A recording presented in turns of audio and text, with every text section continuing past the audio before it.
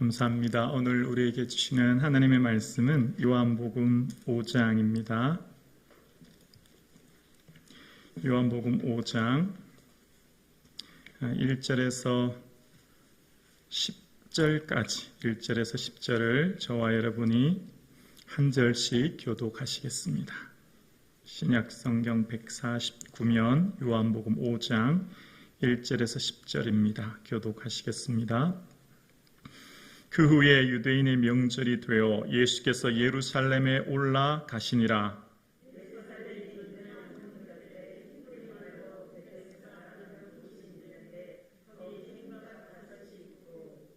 그 안에 많은 병자, 맹인, 다리 저는 사람, 혈기 마른 사람들이 누워 물의 움직임을 기다리니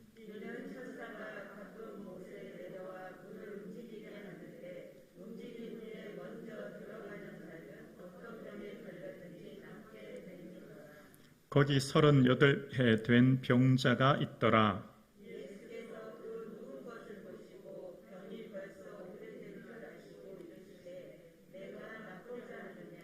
병자가 대답하되 주여 물이 움직일 때에 나를 못에 넣어주는 사람이 없어 내가 가는 동안에 다른 사람이 먼저 내려가나이다.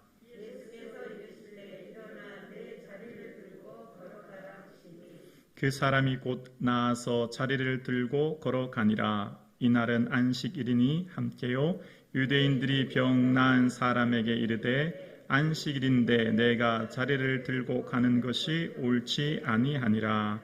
아멘. 한 주간이군요. 3일 동안 평안하셨죠? 네, 우리 성도님들 예수님 사랑하여 이 예배에 나오신 우리 모든 성도님들의 삶에 예수 그리스도의 은혜와 평강이 충만할 수 있기를 주의 이름으로 축복합니다. 아멘. 우리 사회는 어떠한 목적을 중심으로 모든 공동체가 이루어졌습니다. 그래서 성과를 내야 하고 또 최대한 효율적인 공동체가 되어야 합니다. 어떤 집단 목적이든지 목적하는 바가 있고 그래서 사람들은 서로 어떤 관계가 수단해야 되고 경쟁한 사회가 되었습니다. 그래서 그 경쟁에서 도태되지 않기에 생존을 위해 몸부림치는 사회, 우리는 어쩌면 지금 그런 삶에 숨막히는 상황 가운데 살아가고 있습니다. 그래서 우리는 쉼과 안식을 얻기 위한 고친 교회 공동체를 통해 주의 주시는 은혜를 누리고자 우리는 함께 이 예배당에 나온 것입니다. 사랑하는 성도님, 오늘 이 예배를 통하여 주의 주시는 참된 쉼과 안식을 누릴 수 있기를 주의 이름으로 축복합니다. 우리에게 참된 쉼과 안식을 줘야 할 교회 공동체. 그런데 이 교회 공동체 안에서 우리가 정말 참된 쉼과 안식을 누리고 있는지 다시 한번 우리를 살펴보고 그렇지 못하다면 주의 주시는 은혜를 새롭게 누리기를 원합니다. 먼저 오늘 본문을 통해서 예수님께서 사역의 중심, 예수님께서 사역하실 때 어떤 사람들에게 마음이 있는지를 잠깐 살펴볼 텐데요. 먼저 오늘 본문의 1절에 보면 그 후에 유대인의 명절이 되어 예수께서 예루살렘에 올라가시니라 라고 이제 본문이 시작하고 있습니다. 자, 예루살렘에 오셨다라고 하는 이유는 예수님의 사역의 경로를 통해서 보면 예루살렘이 목적지임을 알 수 있어요. 4장 3절에 보면 유대를 떠나 갈릴리로 가시고요. 갈릴리에서 오늘 예루살렘에 오시는데 그 중간에 사마리아 있거든요. 보통 사마리아를 둘러서 가는데 예수님은 이제 사마리아를 통과하러 오시면서 수가라는 동네에서 수가서 여인을 만나셨죠. 그리고 최종 목적지인 오늘 예루살렘에 드디어 도착하게 되었습니다. 자, 오늘 예수님께서 그토록 원하시는 목적지인 예루살렘에 도착하셨고요. 그때가 어떤 때이냐면 명절이래요. 어떤 명절인지는 정확하게 알 수 없어요. 6월절인지 77절인지 초막절인지 알 수 없으나 유대인들은 보통 이런 3대 절기에 예루살렘에 모여서 기쁨과 즐거움을 나누는 절기였습니다. 그래서 이 명절 때는 평소보다 많은 순례객들, 예루살렘 순례객들이 왔고 또 그 분위기는 굉장히 즐겁고 또 설레이는 분위기를 연상하시면 돼요. 그러니까 우리나라의 무슨 추석, 설 이런 거 생각하시면 돼요. 자, 그러니까 지금 이 예루살렘 분위기는 어때요? 사람이 많아요. 그리고 사람들로 북적이면서 매우 설레이고 기쁜 분위기, 이제 들떠있는 그런 분위기예요. 그러니까 이제 지금 예수님께서 예루살렘에 오셨고 전체적인 명절 때문에 막 즐겁고 기쁜 그 순간인데, 그런데 예수님께서는 그런 상황 가운데 어디를 먼저 가셨느냐는 거예요. 여러분, 보통 정치 지도자들이 어떤 이렇게 중요한 일정을 뽑을 때 제일 먼저 무슨 현충을 한다든지 그렇게 해서 민족의 안보, 통합을 강조하기 위해 그런 것을 현충원을 참배하고 공식 일정을 시작하지 않습니까? 그러니까 예전에 얼마 전에 무슨 미국 대통령이 일본을 먼저 오느냐 한국을 먼저 가느냐 때문에 얘기가 많았지 않습니까? 외교적인 순방 순서에 의미를 둡니다. 그러니까 정치 지도자들이 어디를 먼저 가느냐는 거기에 굉장히 의미를 부여하기 때문이죠. 예수님께서는 갈릴리에서 대부분을 사역을 하셨어요. 그리고 드디어 그토록 오시고자 하는 예루살렘에 오셨습니다. 그런데 예수님께서는 그 당시 지도자인 무슨 헤롯 왕을, 정치 지도자를 만나셨거나 혹은 회당에 가셔서 종교 지도자를 만난 게 아닙니다. 아니면 예수님께서 무슨 그때 당시 힘이 있는 사내들인 공의원 같은 그런 지도자들을 만난 것도 아니에요. 그럼 예수님께서 어디를 먼저 가셨는지 이제 오늘 본문이 그걸 얘기하는 겁니다. 그러니까 영화로 말하면 예수님을 먼저 조명하고 예수님께서 가시는 곳을 카메라가 막 비추기 시작하는 거예요. 근데 예수님이 가시는 곳이 어디냐면 2절부터 시작합니다.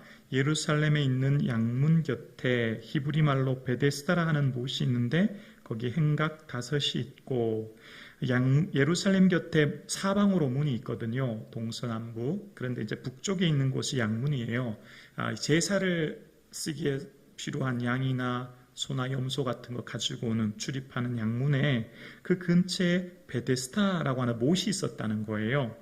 거기에 3절입니다. 그 안에는 많은 병자, 맹인, 다리 저는 사람, 혈기 마른 사람들이 누워, 그곳에는 몸이 불편한 많은 병든 사람들이 누워 있었고, 그 이유는 3절 하반절에 보면 물의 움직임을 기다리니 이는 천사가 가끔 못에 내려와 물을 움직이게 하는데 움직인 후에 먼저 들어가는 자는 어떤 병에 걸렸든지 낫게 되밀러라. 5절이요. 거기 38회 된 병자가 있더라 라고 이야기합니다. 자, 그러니까 예수님께서 공생애를 사시면서 정치, 종교, 문화의 도시, 가장 중요한 예루살렘, 그 예루살렘에 입성하시자마자 가신 곳이 어디라고요? 병자들이 모인 곳이라는 거예요. 병자들이 모인 곳. 그 병자들은 공통점은 누군가의 도움 없이는 움직이지 못하는 생활이 불가능한 사람들, 시각장애인, 다리 저는 사람, 몸의 질병으로 혈기가 말라 누운 사람들, 누워있어 라는 표현을 통해 누군가의 도움 없이는 생존이 불가능한, 우리로 말하면 불치병, 말기 암 환자, 이런 분들의 모습을 연상하게 됩니다. 자, 그런데 그 중에 어쩌면 가장 오래된 것 같아요. 38배, 38년 동안 그곳에 누워있다라고 이야기합니다. 그러니까 여러분 보세요. 예수님께서 서울시에 오신다면, 예수님께서 서울시에 입성하시자마자 가신 곳은 예배당이나 국회나 이런 곳이 아니라 서울역 노숙자분들을 만나셨다는 거예요. 그런 격이 되는 거예요. 노숙자는 어떤 분이죠? 인생의 절망, 나락에 떨어진 고통스러워하는 분들. 자, 지금 명절이라 분위기는 매우 들떠있고 즐거운 분위기예요. 그러니까 여러분, 추석 명절 같은 때 보통 때와 달리 아마 노숙자분들은 더 큰 외로움 느끼지 않을까요? 명절이 오면 명절 때에는 상대적인 박탈감을 더 느끼죠.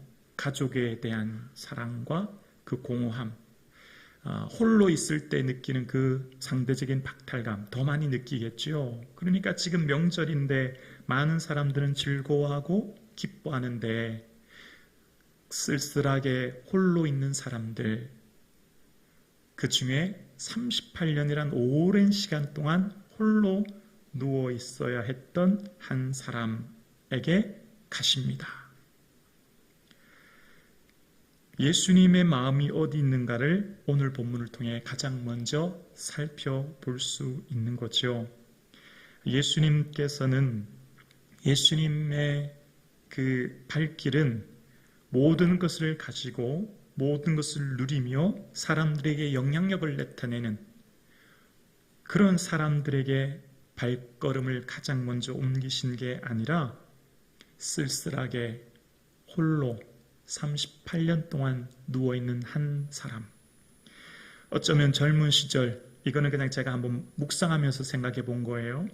젊은 시절은 다 가버리고 누군가 사랑하는 사람과의 결혼 생활을 통해 행복한 가정도 제대로 꾸려보지 못한 채 가족과 함께 즐거운 식사, 즐거운 여행은 엄두도 못 낸 채 홀로 살아야 했던 정말 어쩌면 인생에 쓸모없는 사람이다 라고 스스로 여길 수밖에 없었던 사람.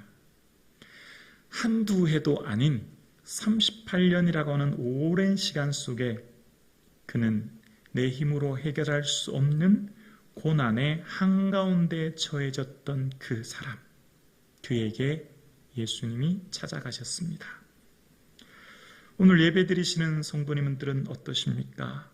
여러분의 삶 속에는 내 힘으로 해결할 수 없는 문제는 없으십니까? 이제는 되겠지, 올해는 되겠지, 이번에는 꼭 응답해 주시겠지라고 생각하며 지내온 시간이 1년, 2년, 아니 그렇게 5년, 10년은 되지 않으셨습니까? 내가 그토록 원하고 기다리고 바랬던 그 시간이 어느새 지나가 버리고 이제는 다 포기하고 싶은 마음마저 들지는 않으십니까? 어쩌면 오늘 본문에 등장하는 38년 된 병자는 한 해, 두 해 기다리다가 이제는 내 힘으로 할 수 있는 것이 아무것도 없어서 그냥 다 포기해버릴 수밖에 없는 절망의 상태. 그래서 그냥 그저 견디고 버티며 살아가는 인생의 무거운 짐을 지고 있는 그 한 병자를 오늘 우리는 만나게 됩니다.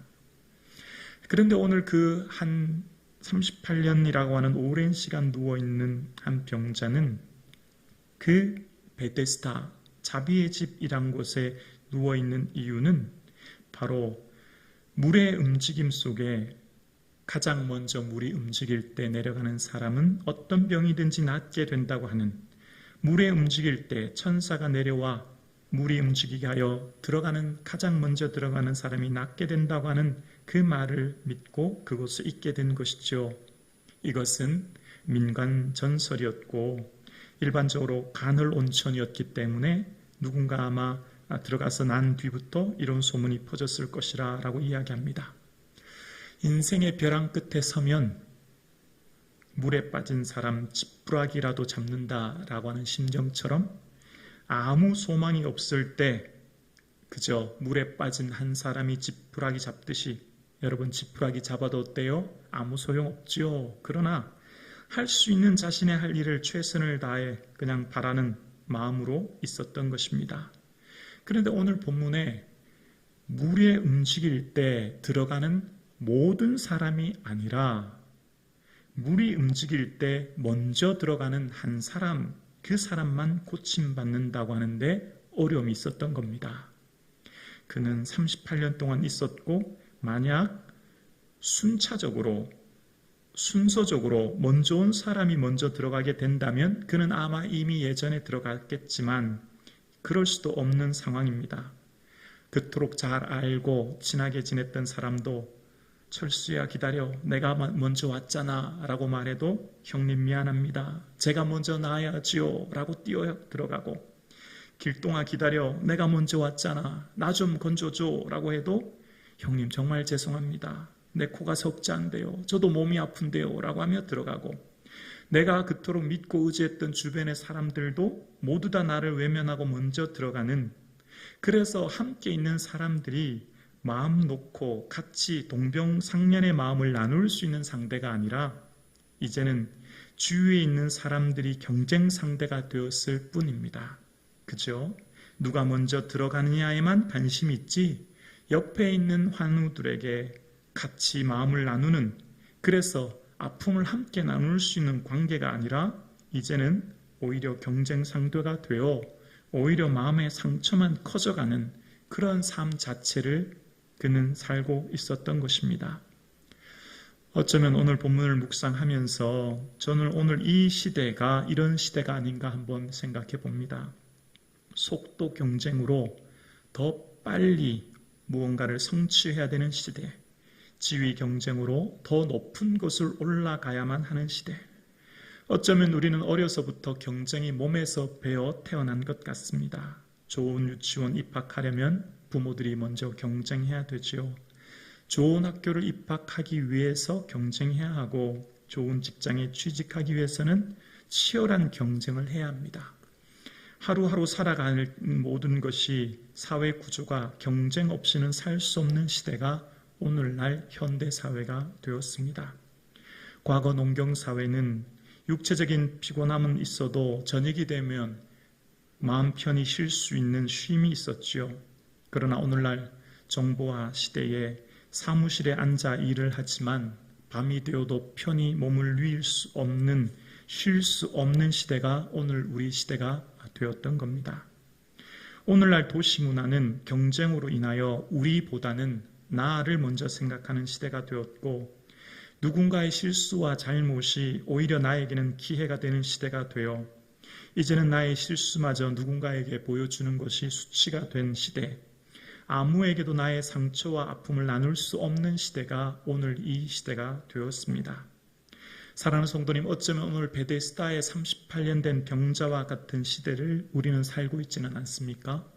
정말 마음 편히 혹은 자신의 아픔과 상처를 나누고 함께 기도하고 함께 나눠야 될 참된 공동체를 찾지 못하는 외롭고 고독한 시대를 살아가는 오늘 우리 성북중앙교회가 함께 울고 함께 웃는 마음을 나눌 수 있는 그런 참된 공동체가 되어질 수 있기를 예수 그리스도 이름으로 간절히 축원합니다.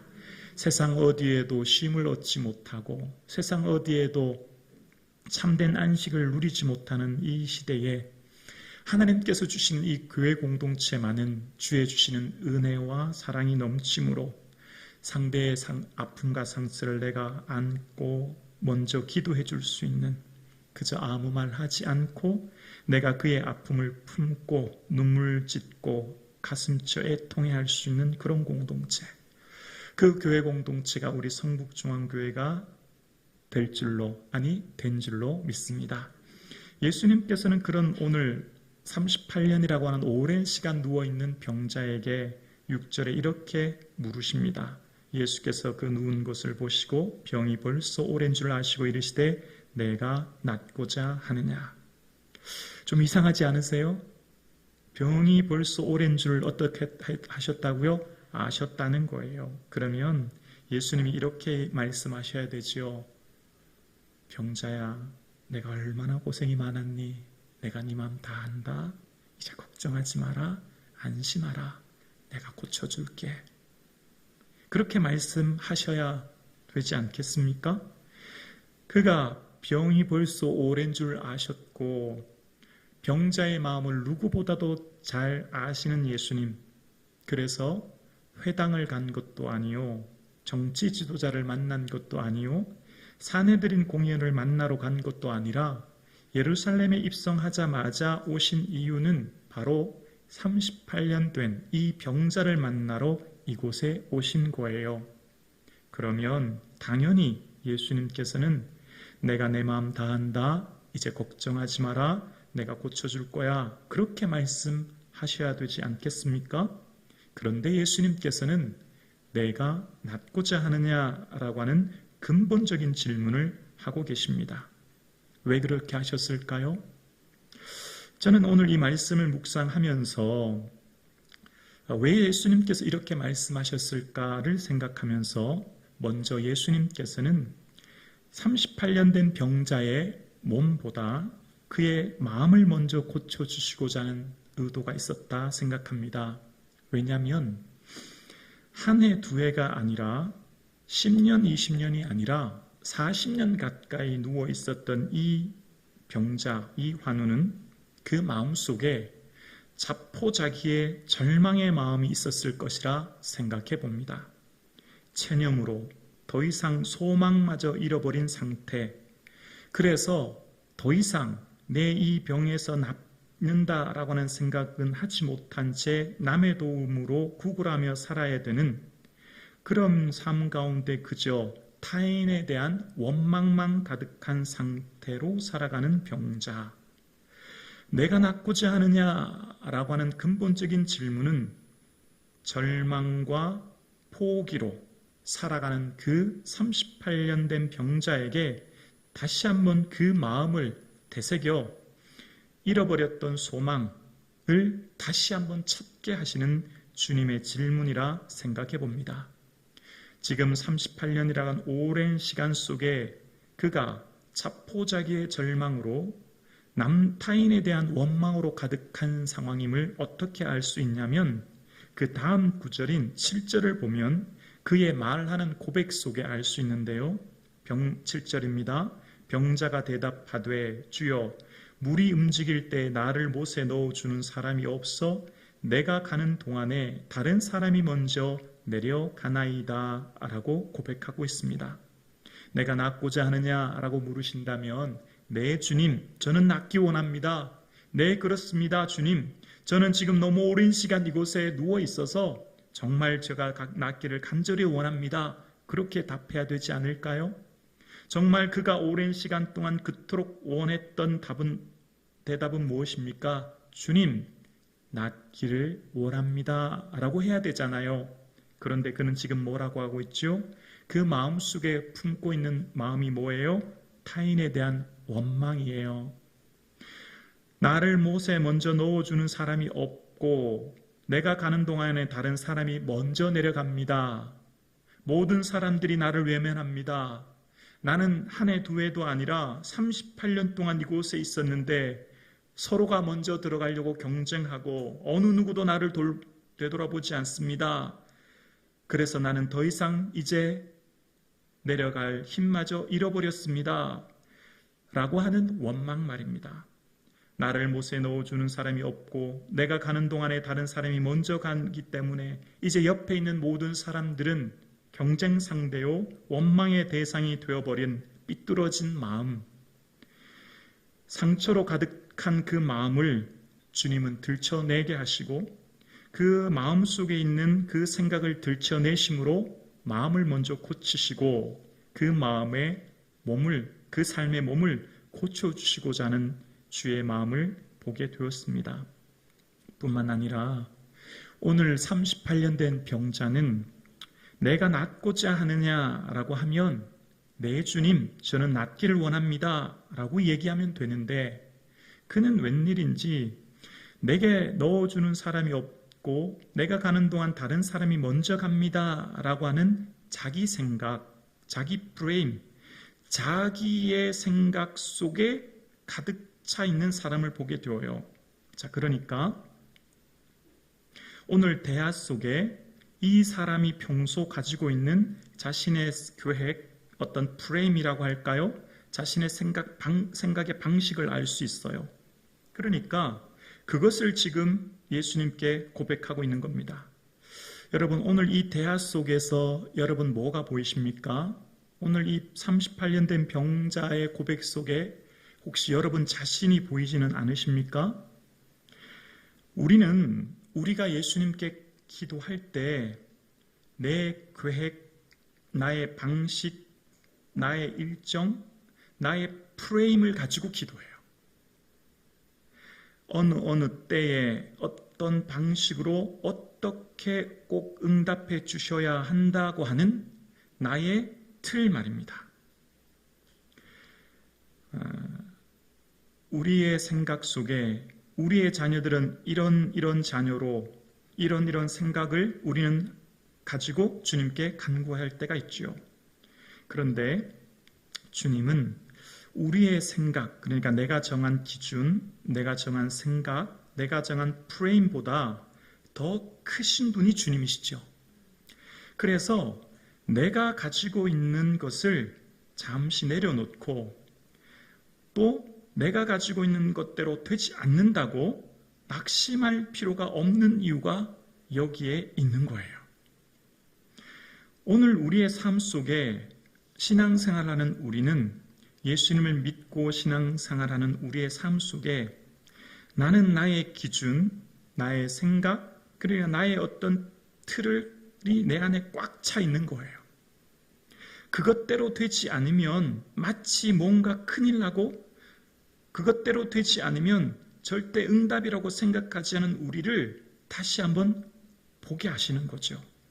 그러니까 오늘 예수님께서는 우리에게 나는 내 생각, 내 기준, 내가 구하는 것보다 더 좋은 것, 더 유익한 것, 더 큰 것을 주는 분이다 라고 하는 것을 바라보고 믿도록 하시는 거죠. 오늘 본문에는 먼저 내려가는 한 사람만 치유받는다라는 것을 보게 되어요. 세상에는 최고라고 하는 경쟁 방식으로 살아가지만 주님은 오늘 우리 성도에게 최고라고 하는 경쟁 방식을 넘어 유일한 사명을 추구하는 자로 살게 하시는 거죠. 상품 인생을 넘어 작품 인생으로 살게 하시는 거예요. 1등만이 최고로 대우받는 사회를 살지만 하나님은 이런 사회에 하나님이 만드신 바라라고 하는 작품 인생으로 어떤 누구와도 비교할 수 없는 하나님의 사람으로 타인의 규정을 벗어나 나는 나로서의 삶을 살게 하시는 거죠.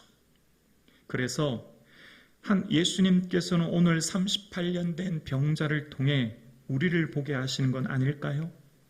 38년 된 병자를 통해 우리가 가지고 있는 생각을 들춰내시고 우리의 생각 넘어 일하시는 주를 보게 하시는 것 아닐까요? 세상이 추구하는 타인과의 경쟁의 방식을 넘어선, 한 차원 넘어선 나로 살아가는, 주를 위해 나로 살아가는 존재로 살게 하신 건 아닐까요? 요한복음 3장에 보면 니고데모와의 대화가 등장합니다.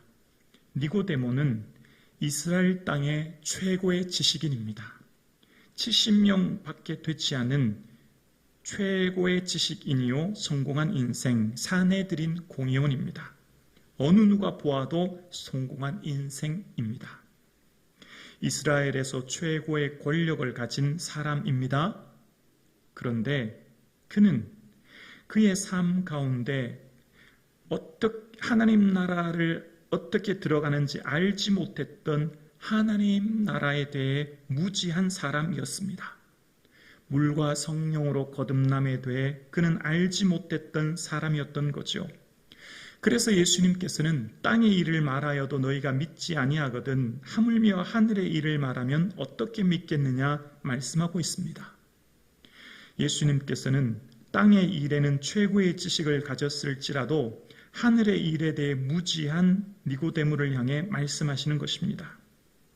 이 땅을 살아가는 우리 성도들은 우리의 삶의 방식이 땅의 일을 추구하는 경쟁의 방식이 아니라 하늘의 일을 바라보는 주를 위한 나로서의 삶을 살아가는 그러한 삶을 살아갈 수 있기를 예수 그리스도의 이름으로 간절히 축원합니다.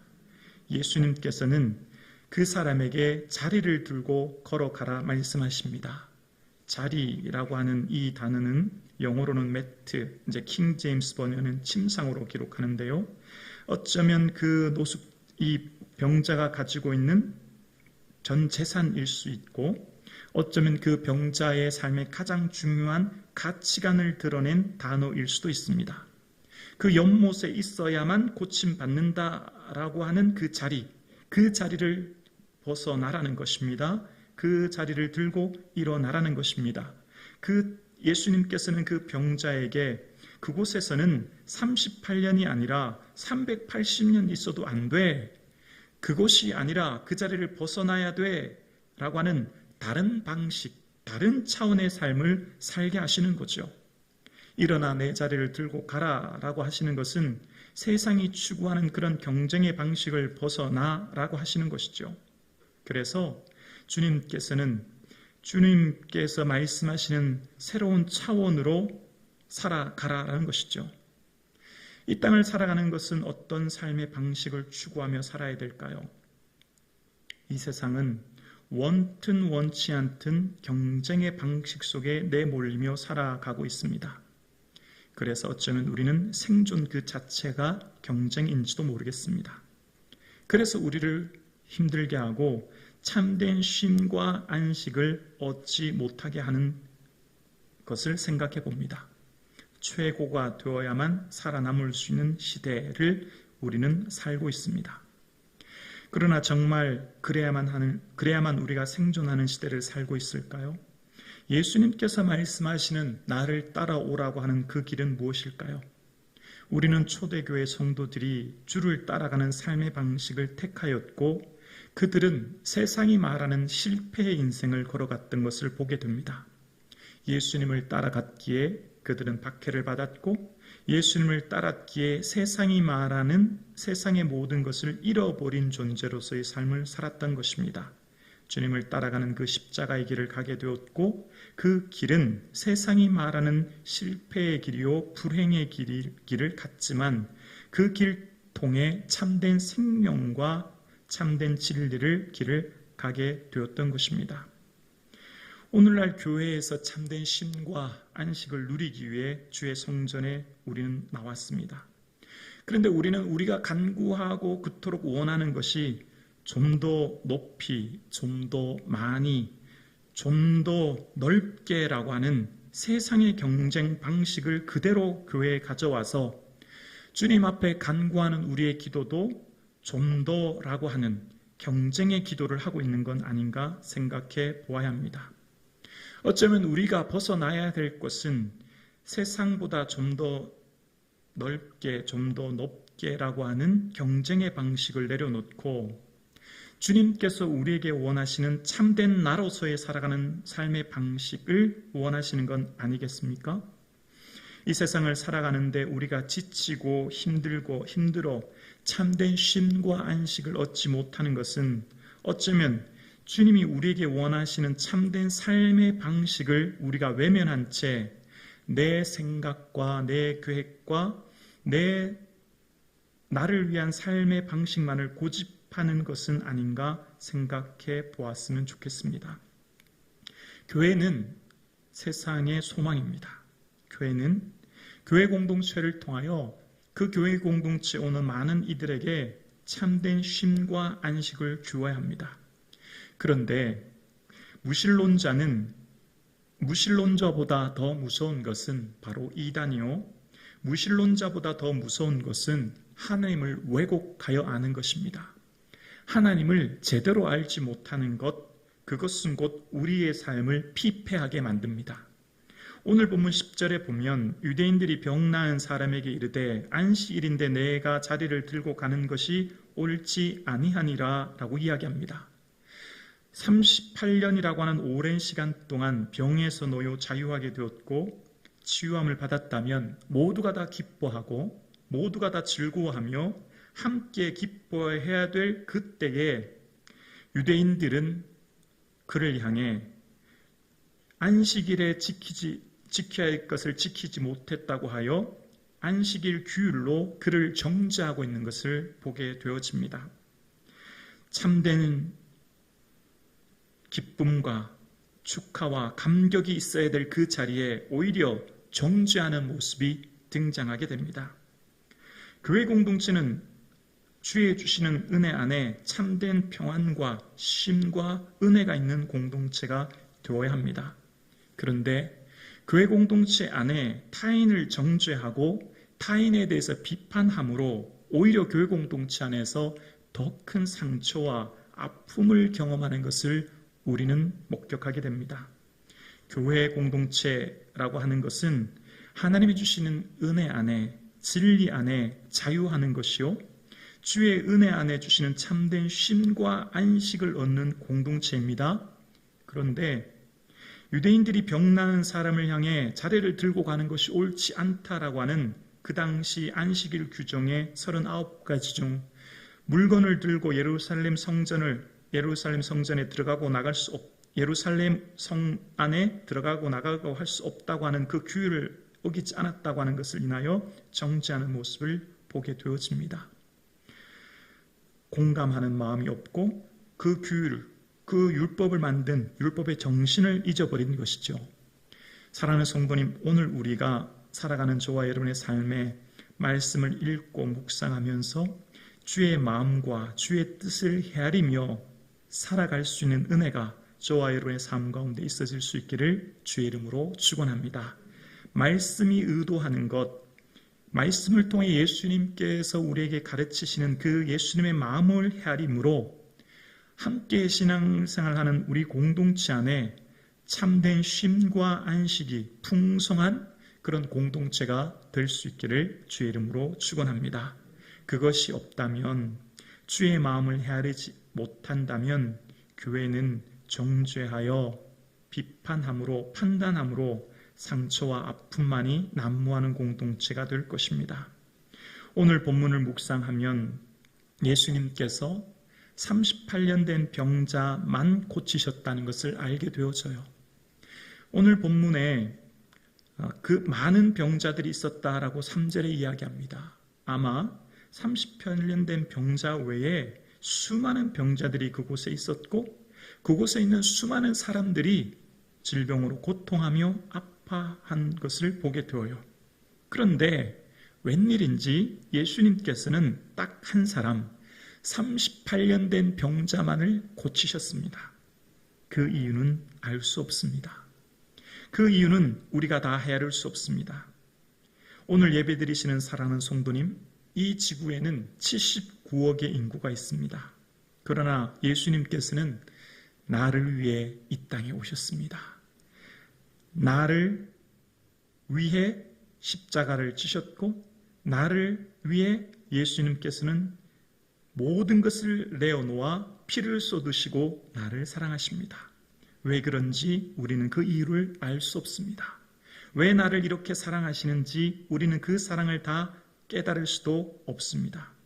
마치 38년 된 병자만을 고치셨던 예수님께서 이 땅에 79억 인구가 있지만 그 어느 누구보다도 나를 가장 사랑하고 나를 위해 모든 것을 주신 사랑을 우리는 오늘도 경험하고 있습니다. 사랑하는 성도님, 여러분의 삶 가운데 무엇으로 여러분이 힘들고 지치고 어려우십니까? 예수 그리스도의 십자가와 그 보혈, 그 사랑 안에 주의 주시는 참된 기쁨과 즐거움, 그리고 쉼과 안식을 회복하는 저와 여러분 되실 수 있기를 주의 이름으로 축원합니다. 우리를 위해 모든 걸 내어주신 예수 그리스도의 은혜와 그 십자가의 보혈로 주의 주시는 기쁨, 주의 주시는 즐거움과 그 은혜를 다시 한번 회복하는 저와 여러분 되실 수 있기를 예수 그리스도의 이름으로 간절히 축원합니다. 기도드리겠습니다.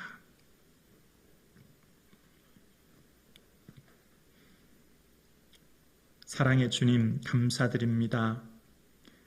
오늘 날 위해 예수 그리스도께서 십자가에 피 흘려 죽으시고 영생을 선물로 주시니 감사합니다.